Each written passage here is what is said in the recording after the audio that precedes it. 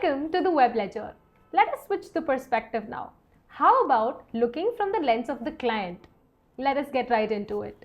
This is how you can give your client the access to everything that they exactly need. Open the Client tab here. Search for the client that you want to give access to. Click on the name. Go to Settings. Client Login. Here, you can enable them for their login access.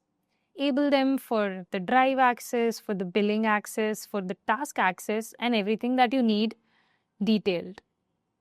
Once you've done this and once you save this, your client will be able to log in. Let's see how. On the login page, instead of user, all they have to do is select client, insert their number.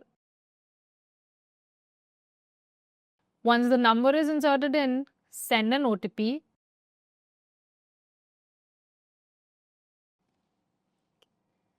Submit your OTP. There it is. Your client's login to your business. Once a client logins to their account using the WebLedger, this is what pops up in front of them. Of course, a dashboard for them to track the key metrics, what are the total invoices and how many are unpaid out of them. And there's a task overview widget. If you toggle on to the right end corner and click on this icon, it will showcase all the overdue invoices. Moving on to the task section.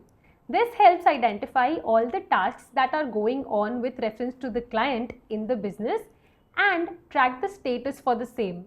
For example, here the ITR filing is waiting for documents.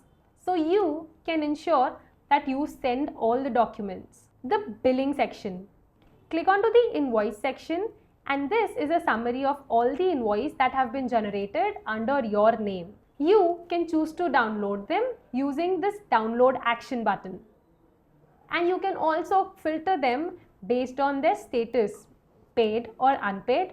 Next is the receipts section.